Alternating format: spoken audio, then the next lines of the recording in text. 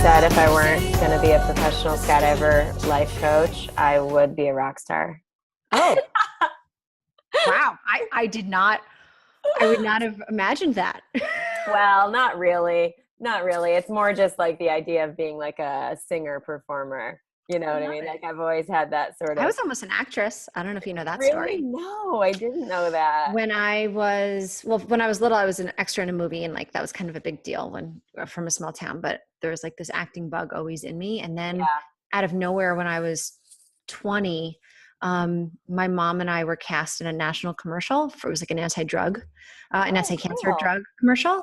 Awesome. And because it was a national ad, I had the option of joining SAG and getting insurance and doing it. Cool. And I really thought about it because I love acting, and I think I could have been. Totally. I do too. That's why I think I love the YouTube videos so much. Like it's not like, it feels natural. I just feel like it's this really fun freedom thing. It's just this fun, creative, really fun, really creative. And it's funny. Like I had a similar opportunity, but it was through stunt work. So I had, cause you can't really get jobs. It's this weird thing where you can't really get a job unless you're in the union. And if you're not in the union, you can't get a job, but you can't get in the union unless you have a job. Right. So it's like this weird sort of like, so the only reason I got a job is because I had specific skills in the realm of skydiving and stunts. And so the same thing, I was like, well, should I join? I'm like, I don't know. This is many years ago now, but yeah. Interesting thing. Anyway, Melanie Curtis. It's like the highlight of my week. I mean, it's just always such a pleasure. I love you too. You know, it's so funny. I was in talking about, we're going to talk about boundaries today, and it's such a hearty conversation, and one that I am consistently in the work around, because I really have historically struggled with having boundaries and really even being able to identify and clarify what they are. I'm doing way better with them now, like as an older person. But like you say, oh, I love, it's the highlight of my week. Like it's true. If I think about it, because I get really into stuff and I care a lot about everything that I do and every person that I care to include in my life. And that's you do. I love you. It's so true. I know that is true, and it's from your heart, and that's why we're friends, because I love you. And yes, I love that about you. Yes. Okay, keep going. Sorry. Truly, no, thank you. I so appreciate that reflection. As a result, I forget. Like it's almost like I just forget other things that I have going on. Like if I get really into my work, like skydiving, again, is a perfect example. I'm super into it for a long, long time. And then I didn't recognize I needed boundaries. And then I got really burned out. Relationships, I get really like, oh, I love this. I want to be in this and I'm doing this. And I forget about work or other friends or whatever. Like I'm sure plenty of people who have had that experience also, you know what I mean? Like if I get really into, even work and I neglect relationships, it's just such a fascinating Boundaries touches all of that, because it's totally. It's our external boundaries. It's our internal boundaries. It's our boundaries between different parts of our life and how we can get out of alignment, get sucked into the classic example when I'm sure you had friends in college or high school that all of a sudden they have a boyfriend and then you no longer see them. And it's like, you just neglected all your friendships for this new boyfriend. And that's a boundary. And it's like, it's another, so for me, it's funny because I think of boundaries these days because my work has really been focused on my inner boundaries and boundaries in relationships, who I allow in my relationship, who I allow in my life and what kind of behavior and treatment I allow and how much I give of myself before I recognize that there's something out of alignment or unhealthy or codependent or whatever. Right. So that's where I've been really, really focused on. And at the same time, I just started doing this program called Life Book, which I don't think I've told you about yet, where you're talking about the 12 different areas of your life. So it's, your health and fitness, your emotional life, your intellectual life, your spiritual life, your love relationships, your social relationships, your character, your financial health, your career, like all, all the different areas of your life, and making sure each one is healthy. And like you were just saying, which I kind of had forgotten, to be honest, when we started thinking about, okay, today we're going to talk about boundaries. I had forgotten about the fact that the conversation around boundaries applies just as much about the different areas of our life, and making sure that we are kind of putting appropriate boundaries and staying in alignment and staying in health, and whatever that means at any given moment. Because of course that's going to have to ebb and flow. Totally. And ultimately all of this conversation around boundaries has to come back to how in tune are each of us with ourself, because we're the only ones that can know what the boundary is. We can't figure out our boundaries by looking around at what other people are doing, because just because something works or is right for someone else does not mean that it's right for us. 100%. Yeah, because that's the thing. Like, would I give up my intense and crazy, wicked years in skydiving? Fuck no. No way. Like, yes, I had this really educational experience of burning out and stuff like that. And that's so totally okay. Like, it's all good. What an education that was, and what I feel like I was able to really do inside of that intensity. So it's not to say that intensity in, like, a pursuit, career or personal life, like when you become a mom. Ain't no balance when you first become a mom. Let's just be honest. Like, good luck with that. Amazing, perfect example of that. Like, so like, it's not even like, because I'm getting into the experience of balance, and again, this practice of more firm but more clear in my own mind and self boundaries, because I have had much more life experience with intensity, which is totally cool. I'm totally cool with it. I'm psyched about it. So it's like you're saying, there's no judgment about intensity and this and that. The Brene Brown quote I love. It's very simple, but she's like, nothing is sustainable without boundaries. And so that's the only thing. Like, if we talk about balance and boundaries and intensity, is that like, you can have intensity, but how is that balanced? So, I see it on a little bit of a longer term sine wave for myself, where I had quite a few years of super intensity. And then I've had a significant sort of like ebb of intensity on purpose to sort of recover from the intensity, and not like in a bad way, but that like, okay, I'm choosing a boundary that's pretty intense, again, in terms of rest and recovery, in terms of taking a break or resetting or whatever. And it's like, okay, so what is it that I want my boundaries to look like going forward? That's what's so fascinating, at least for my own life experience right now. I'm like figuring that out. I'm like, okay, I haven't had a more balanced thing. So what does that look like? Yeah. Anyway. Yeah, no, I love it. Because again, like, I came into this conversation thinking we were going to talk more about like personal boundaries and relationships, which hopefully we'll talk about. But like the life boundaries are really important too, because like there is this, sine wave, right? The ebb and flow. Yep. And we don't always appreciate that, because it's hard to have that kind of perspective.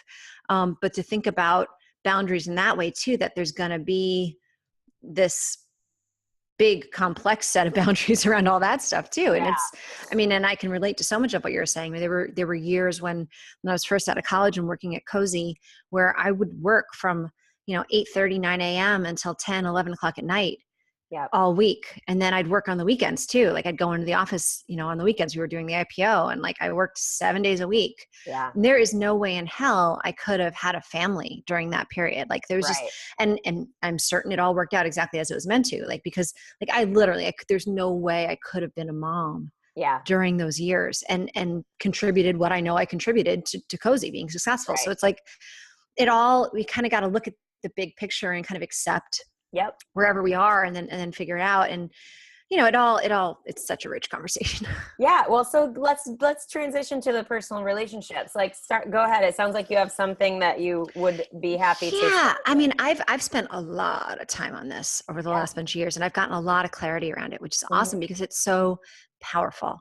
And it started for me with getting tuned into kind of my inner space and my inner health, and knowing when I felt good and knowing when I felt like something was not good, right? So like learning to trust myself, learning to hear and feel myself and know when something felt good and when something felt something not good, and listening to that, like honoring that, like respecting and honoring and trusting myself and using that information to be like, wait a minute, something feels off. Why does this feel off? Now I've been able to add some kind of check boxes like respect, consistency, communication. And those are my 3 check boxes. And respect and appreciation kind of go hand in hand. You can add like a 4th, whether you say respect is also appreciation, you could say that. And how people define respect is a really rich, awesome conversation too for another time. Because it's important. Like, well, what is respect? What does that really mean to you? Or what does it mean to me? Exactly. Oh my Rich, gosh. right? Yes, but for me, like we all deserve, right? We all need and deserve respect. And some people say, well, you have to earn my respect. I'm like, okay, I get that, but we better freaking start at a respectful place. Like if we just met and you don't know me and you don't know anything about me, we sure as hell should start at a place of respect. Like you don't meet a stranger and be disrespectful to them, right? So if I do something to lose your respect, then sure, I need to repair and earn it back. But generally speaking, like we all as human beings deserve respect because we're human beings, right? So I agree. So when I'm feeling not good, I check and be like, is there like a lack of respect? And what does that really mean? And usually there is. Like when something feels off, it's because there's not a respect. Either I'm not respecting myself, which can sometimes happen, right? If I'm not being fair to myself or being honest with myself or being in line with my own values, then I'm not respecting myself, which can happen. And that's on me, right? It's not on anyone else. So I have a boundary around that. And I have a boundary around is someone treating me in a way that isn't respectful. And sometimes they're not doing it on purpose and they don't even know they're doing it. And so to not get like angry, to be like, hey, there's a funkiness and you got to use your own way of doing it in a disarming, loving, way. Be like, there's a funkiness right now, or there's an issue right now in our relationship. It's not really functional. We need to talk about it. Because for me, respect is always caring about the other person's well-being. Caring about their experience, being kind, being gentle, being easy on them because they're human. They're not going to be perfect. Like I'm not perfect. I'm never going to be perfect. You're not perfect. So being easy with each other in the moment to moment, ebb and flow of our awesomeness because I'm not always awesome. So like that. Yeah. No, go ahead. Going. Oh no, I was just going to say like I want to talk more about that, but like, caring about another, because there's, again, if we talk about like what is that? Like, because of course we care about another's experience. We must. And if we go to this unhealthy codependent place, that's not awesome either. Because I'm like super caring. If anything, I'm gonna fall over onto the overcare. We're over pleasers. Yeah, I'm gonna aim to which is then when you're not respectful of yourself, right? And this is I love talking about this because this is a game changer. Like this is the shit. Like this is the shit that shifts relationships with ourselves, our own health, and our relationship with our loved ones. Because all of us struggle with this codependence. All of us struggle without being aware of it. Moment to moment, we put our happiness on the other person.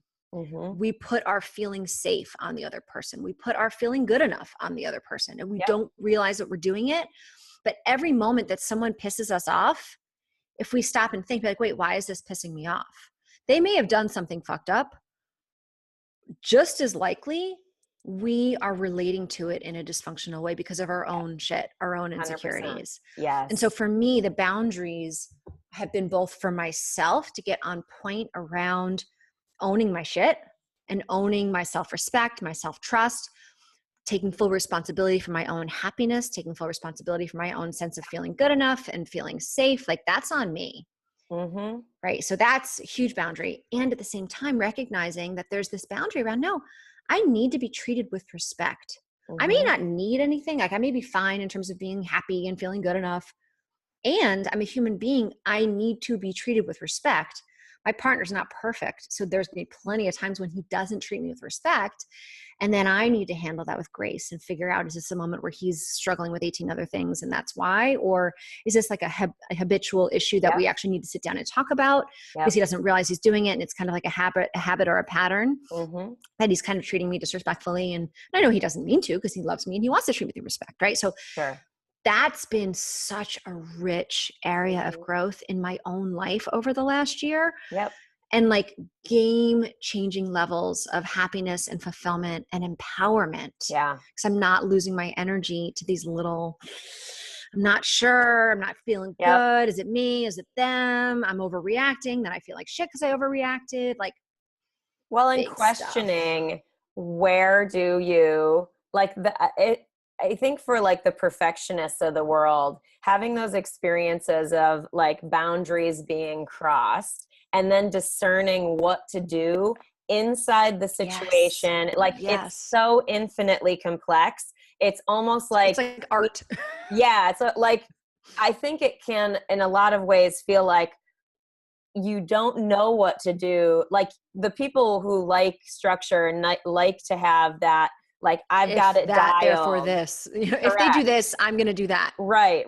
So like relationships in general, any kind of relationship, friendship, love relationship, family, whatever, work, parenting can feel like that, because you're like, there isn't this exact answer every time. And that can feel really scary when you care about the outcome, when you and it's scary when you don't have the inner compass to trust, if you don't trust and respect yourself enough to kind of be able to stand on that solid ground, which that's where I was.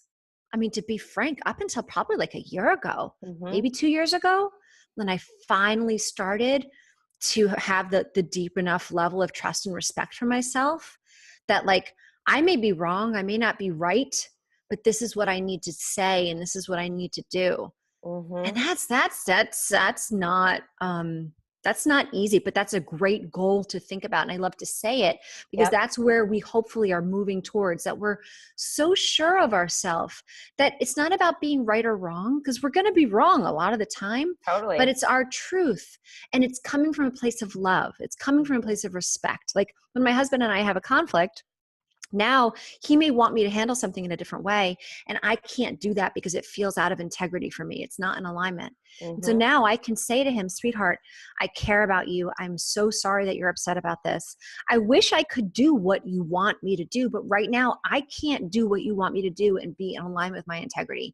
So I may be wrong. This may lead to a learning opportunity for me. And this is my truth, and I need to do this. And I love you and I respect you and I care. And at first it was very frustrating for him because he really wanted me to do what he wanted me to do. And it's like, I'm taking away his power, right? But I'm taking it back for myself. And ultimately it's helped our relationship just infinitely, because now he respects me more. At first it was like, but we're building respect for each other through this deepening of our respect for ourselves. It's cool. It's so cool. And it's one of the pieces I love the most, which is challenging, but is awesome. And I think just bolsters that experience of trusting ourselves and loving ourselves is, and I heard a podcast about this, but I love this. I'm in practice of it, is taking extreme responsibility for yourself, as in your feelings, your actions, like you were saying, we put on the other person or another person to help us feel safe, to feel loved, to feel good enough. All of those things, like recognizing that's the old pattern in most humans. And we do it subconsciously. We're not even aware of it.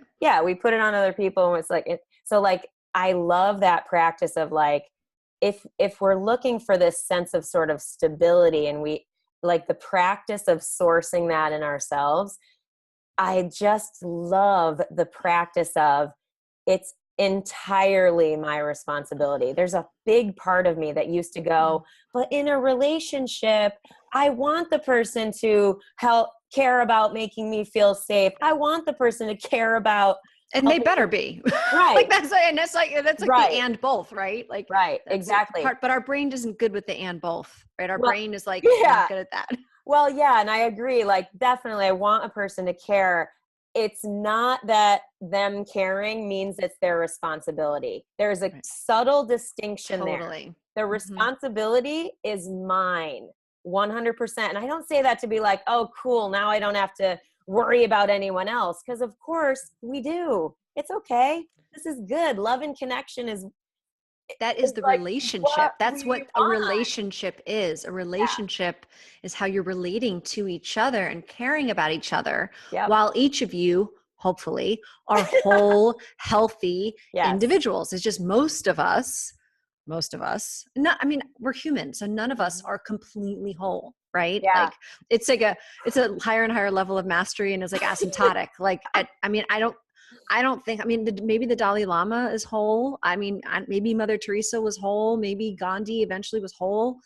I'm Yeah. not, I'm not whole. Like, I got all kinds of shit still that I'm working on. So like, Of I'm course. getting Oh my better and God. better. But it's like, but Totally. that's like when we're talking about this, it's like this beautiful, like imperfect perfection where you're striving for this, Yep. and neither of you are ever going to be perfect. So Totally. that's why the forgiveness and the ease and the gentleness Yeah. is so important through this messy artistic Yeah. process. It is messy. And that's the funny thing. Like us talking about it in an environment like this, it's easy to be sort of calm, controlled, not triggered, most of the time. Mm-hmm. But like this isn't really representative of what it looks like in real life. I Mm-hmm. say that only to illuminate for people listening and taking in our stuff that, yeah, when we're out actually on the court in life, in this type of way, taking extreme responsibility for our own stuff, being in communication that's challenging, establishing boundaries in a loving and respectful way, like we don't know what we're going to get from that, and sometimes it's messy and sometimes it's It's scary. usually messy. No, Yeah, yeah, that's I'm it. going to Yeah. rephrase. It's like Yes. usually messy. Like, I can tell Totally. specific stories in my journey of getting better at this. Yep. One of the tools that I used early on to kind of stick to my boundaries in those intense moments, because my husband and we've been married for 14 years and we've got 2 little kids. Like, we fight, like we don't really anymore, actually, like that, but we did, right? And so one of the boundaries that I became aware of, what we talked about, is that we need to speak to each other in a gentle, respectful way. Yeah. That's one of my boundaries. Like, it really does not feel safe or good or healthy for me, and I can't actually collaborate to help solve whatever the problem is if I'm being spoken to in a harsh way. Yeah. My husband would get mad and he speaks to me in a harsh way. So in the Mm-hmm. beginning, when this was the pattern, I would literally I would literally sit on the floor, crisscross applesauce, sit on the floor. And I would be Yep. like, I love you. I want to help you with this problem. I can't help you if I feel scared or if I feel like Yeah. I'm not being respected. And of course, in the beginning, that like elevated his anger and his lack of control even more. Sure. But it empowered, because the sitting on the floor like gave me enough of a groundedness where I could just kind of stay in that place and not, because my younger self, I used to like, when I got really yelled at, like when I was little, my parents had anger at me, Mm-hmm. and I was and I would say this, I was abused at times. And so when someone is angry with me, like there's this pattern of fear. And like Same. there were many years in my marriage when like Roger would get mad at me and start yelling at me, and I'd go run in the bathroom and hide under a towel. I'm Yeah. not fucking kidding. I Like totally get it. I I'm the would same with run conflict. and hide, like Mm-hmm. literally hide. And I remember one of my, like a coach, it was a coach, actually a spiritual coach. And she's like, tell me what happens. And I would explain it. She's like, that doesn't sound sane, Pam. And I was like, what do you mean? She's like, it doesn't sound sane that your response to this conflict is that you go run and hide under a Yeah. towel in the bathroom. And I was like, Yeah. oh, you're right. Exactly. That's pretty fucking dysfunctional. I Mm-hmm. better figure that shit out and change it. And so like, Totally. it has been an extremely messy process, like just to Totally. be completely vulnerable and authentic. Like, I mean, I'm 14 years into the marriage. There were like 7, 8 years of really, really bad dysfunction. And it's been like Yep. creeping. And I Yeah. take responsibility for my shit. Like Totally. I have had a lot of opportunity to grow. Mm-hmm. And so this process is messy and it's not ever perfect. And if you just stay in No. that place of loving kindness, Mm-hmm. which again is another hard practice, but that is such a grounding anchor Yeah. of like, I may be wrong. Whatever hopefully is going on isn't so urgent that we need to have this. It's not, is the house on fire? No. Okay. So let's take some breaths. Let's try to be in a place of loving kindness with each other where we can be respectful of each other, because I love you. I know you love me, hopefully. Right. And if like you have a friend in your life that isn't loving, don't fucking be friends with that person. Exactly. Like, that's not the kind of friend. Like you and I can't even imagine a conflict that you and I would have with each other, because we are so in love with each other and respect each other and trust each other, and we'll give each other the room to be imperfect. Like there are weeks when I'm like, oh crap, I had the wrong time. And you're like, oh crap, we're not perfect. Weeks when I'm like, oh crap, I overscheduled myself. I'm really overwhelmed. And the idea of break, you know what I mean? Like, so boundaries have to ebb and flow. We cannot have rigid boundaries with ourselves or with anyone else. Some things, yes. Like, I mean, you can have like, I don't do drugs anymore. I'll be honest. Like, I used to. I do not. Like, that's like a rigid boundary. It's like, it's just not, that's not where I know better now. So like that kind of stuff, yes, you can have rigid boundaries around if it's appropriate for you. And if it isn't, then you do you. Yep. But generally speaking, in relationships, I have rigid boundaries around. It's not okay. You're not ever going to get me to engage back with you by speaking to me in a mean way. Sure. By not caring about my feelings, but not caring how I feel and my experience of how you're talking to me. So that's kind of a rigid boundary that, like, unless the house is on fire. If the house is on fire, you can yell at me and I will do something. I'm not going to sit down crisscross on the floor if the house is on fire. Fair. But generally speaking, I have more rigid boundaries around things like that. But generally speaking, like, I'm less rigid if I know my husband has had an insane travel schedule and has been on a flight for 18 hours and like hasn't slept in 3 days. Yep. If he's short with me, I'm not going to be like, sweetheart, we could talk about this. I'm going to be more flexible. And that's super important. Again, that's the art. That's the messiness. And that's why being in touch with ourselves is so important. I think that's a great example, I think, of going, your choice to respond with flexibility to something like that is, I think a lot of people, and I certainly have gotten caught in this quandary, it feels like, in the moment, where it's like, is this something to respond to? If I don't respond to this immediately, am I like just letting it go? Is it, like, am I not affecting enabling? Are you like enabling the bad behavior? Like in terms of learning how to be flexible, and is flexibility even safe for your own self-respect? You know what I mean? So it's like, if you're taking responsibility for stuff and you're like, oh, is this a place like where I can be flexible? So that, I think, is a moment, and I agree, where the art comes from and where we learn over time. Maybe it is, maybe it isn't. Don't know. Whatever choice you make will inform you for the next time. Yeah. You see how I'm wiggling? I'm just naturally feeling it. It's like, you kind of gotta, everything in life has gotta have this flow. It's gotta have this flow, and we have to allow it. We have to be brave and allow the flow, and know that, like, if we go a little bit off course here, that's all right. 'Cause we can just keep kind of correcting and keep kind of correct. It's like, it's a dance. Like, it is all a beautiful dance. And so the boundaries are like that. And if you think about everything in nature, like, that's natural. It's natural that there's got to be some fluidity, that there's got to be some flexibility or ebb and flow. That's what's healthy. That's what will allow life to flow through us. And it's a beautiful thing. And it's like forgiveness and repairing and, like learning and growing. And we all, like, because there's no perfection, it's like you're constantly correcting. And like, hopefully, when I was little, it was like, boom, boom, boom. And then, like, you kind of get to a more healthy, like, you're not so erratic, you're not so erratic. My hand looks so big when I know, it's like, boom. Big hand. Anyway. Yeah. And it's funny talking about personal boundaries, and like with people, you mentioned, like, if you have someone in your life that's not someone that's kind, or has maybe potentially, you just don't feel good with, or whatever. I used to be really afraid of affecting boundaries with any person because I was so entrenched in that old fear of conflict, like that wasn't good. Like it wasn't okay. Like, how do I not allow someone in my life? Oh my God, if I do, I'm going to have this conflict that I'll have to navigate. And I was so afraid of conflict in a general unconscious sense that I would really struggle with affecting boundaries.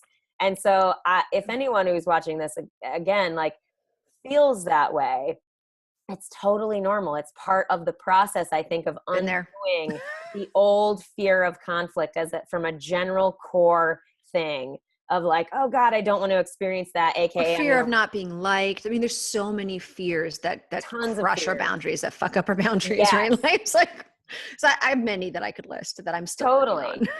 Yeah. So if you recognize that in yourself, like if you recognize like, oh, I'm in a relationship with any person, a friendship, whatever, where I feel this sort of anxiety, like look at that and check it out for yourself as to what fear is going on. Ooh, and feel free to reach out to me or Melanie because this is what we love to talk about. Like this is what we love. Seriously, it's what we do. Like this is what, because let me tell you, it is so much easier to help someone else with this. Yes. Right? Because when we are in it, like we're in it. And it is so hard to have perspective. And this is another awesome example of when having a coach is fucking gold. Exactly. Because your coach can stand with you and be like, why are you looking at it like that? Why do you think that that's true? Like the coaches, like just ask questions like, so tell me your assessment of the situation. And why do you think that's true? And I have found personally, because I am coached by many people. Same. And when your coach asks you that and you're like, why do I think that that's true? Or why do I think that? Why do I do that? Why do I? And you realize, but you can't, because if you could see it, you would have already changed it. Exactly. It's like so we're in 100%. It. And so that's why getting coached is so huge and so transformative, because when you're in it, you can't see it. Because if you could see it, you would have already changed it. Totally. And yes, listening to this conversation will help you be more skillful and see things you didn't see before. And it is helpful to have someone in real time, like specifically talking to you about the situation so you can like unpeel it and detangle it. Oh my gosh. I can't say enough. This is how I frame my work with other people, is that we are a team for their goals. Like having a teammate and a pro in your corner for those emotional challenges that you are struggling to navigate. You might kill it in other areas of life, but when we have these emotional challenges, it is so fucking efficient and awesome and transformational to have a teammate in that role of support. Like it could be a coach, it could be a therapist, it could be a friend in that has the capacity to support you in such a way. Some friends don't have the skills. Right. Some friends are like, that sucks. Oh, and just like, will validate like the negative as opposed to looking at the positive and the opportunity. Because every challenge, every discomfort has opportunity. And I wish I had known this, because I went to therapy for many, many years. And the therapist actually didn't help me. Because they kind of were just so many times, unfortunately, because my therapist was the shit. And I eventually found ones that were helpful in different ways. But, the thing about it is, we want to validate the struggle, right? We want to validate that what you're going through is hard and you're not alone. And that is true. And you got to fucking fix it. You got to take responsibility for it and fix it. And so if you have someone dysfunctional in your life that is challenging, it's not enough just to kind of be like, this is really hard. This is really hard. And like, try to like think about how you can change things with them or whatever. Like, you have to look at it as this beautiful opportunity. Like it really is an opportunity to learn something new, to grow, to transform. And like sometimes therapists, I don't know, just anyway. And friends. Sometimes friends are just like, oh, that sucks. You deserve better. And it's not, and it can validate dysfunctional behavior around. That's why the friend recommendation is only with a caveat. They have to have the skills in which to support you in this way. That like, not that you need like a pro, like your friend has to be a coach or whatever, but the friend has to have done some evolutionary personal growth work that is supporting your growth, that is in alignment with where you're going and what you stand for and believe in. So look at friends that have really good, deep functional relationships. Those are the friends you want to take advice from. You don't want to take advice from your friends that have like no functional relationships. I highly I mean, again, and that's the thing, you also don't want to put necessarily this type of thing on your friends. Like you don't want to task your friends only with this part of growth. Like if we talk about boundaries and respecting other people, who knows what their boundaries are in terms of helping you, in terms of how many phone calls they'll take, in terms of how much of your emotion they want to actually take on. Listen, most friends would say all of it. Give it here. I want every bit of it. And most likely you will be, and the relationship with your friend will be best served if you have someone else that's just for you, that is there for just you, if you can make that happen. It's so valuable. So valuable. Yeah. Oh, there's so much we could talk about, girl, all the time. Know. I love you. We need like 80 conversations about this topic too. I know there's so much. I mean, boundaries, it just, again, it's like, I always loved, I'm a science person. I was a microbiology and biochemistry major at Yale. So like I'm obsessed. I've always been obsessed with science. It's fun to say, isn't it? But like, have you ever read Biology of Belief? No, I will put it on my Robert list. Lipton. Robert Lipton? I think it's Robert Lipton. It is awesome. And I was so excited when I read it because he was a science nerd too. And was like, I think a professor, a medical school professor, like a biology and medical school professor. And he got totally obsessed, just like I was totally obsessed with looking at one cell, like a single cell in our body and like all the different roles within that cell. And he noticed how like the skin of the cell, that flexible permeable membrane, like letting in the good stuff, keeping out the bad stuff, is such an important kind of part. And I love that, like thinking about boundaries, that like, if you think about your boundaries as an energetic kind of, skin. The wall of the cellular wall. Like how about an energetic cellular wall? Your boundaries, like let in the good stuff, keep out the bad stuff. And what a skill that is to have a highly functioning, semi-permeable, energetic cellular membrane. Oh my Such a nerd, I know. But I love that. And that book is so good because that book is all about how what we believe is incredibly powerful, like the placebo effect and how it's real and we need to honor that and respect that. So when we're talking about boundaries, the first important thing is to have faith in yourself, to trust yourself and to shore up the places that you don't kind of trust and respect yourself, and get better and better at that. Because you have to believe in yourself or there's no way that you're going to have a healthy, semi-permeable, energetic cellular membrane. I know. And it's like so annoying. It's like so annoying in that we say that all the time. And I certainly remember times in my own personal evolution where I would hear you just have to love yourself or believe in yourself. And I'm just like,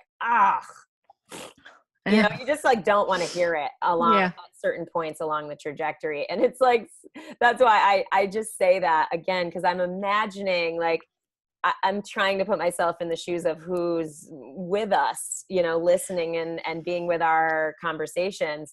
And remembering back to like, what was I feeling when I was sort of further back on this growth? And what I would say to the younger Melanie or the younger Pam, although the younger Pam was always like, I wanted to love myself. I just didn't always love myself. I certainly didn't trust or respect. Well, I didn't have a relationship. I didn't have any self-awareness at all until I was in, I guess it was my sophomore year. Well, yeah, it was my sophomore year of college when I had the boyfriend that became the drug addict, and I needed to have a relationship with myself because I was a mess and I needed to start to find some strength somehow. But I think that one of the things that subconsciously happens is when we have a lot of stuff that we don't forgive ourselves for, the stuff that we're ashamed of, that we haven't dealt with. It's just buried in there, and we have a subconscious shame, subconscious lack of thinking that we're not worthy, we're not deserving. And so I would say to anyone that if you find it really triggering or unpleasant or uncomfortable when you hear someone say you have to love yourself, I would say, why do you think that is such an uncomfortable concept for you? Like, do you have judgments around that statement, that you think it doesn't work? Do you think it's not important? Why do you think that? Do you on a deep level, like, do you feel it in your stomach that it doesn't feel right? then I would say, what's hanging out in your stomach? Like what shame is hanging out in your stomach or lower that 100%. you don't feel worthy of self-love or deserving? You know, like if that statement of like needing to love yourself and trying to cultivate this love and trust and respect for yourself, if that rubs you in a weird way, why?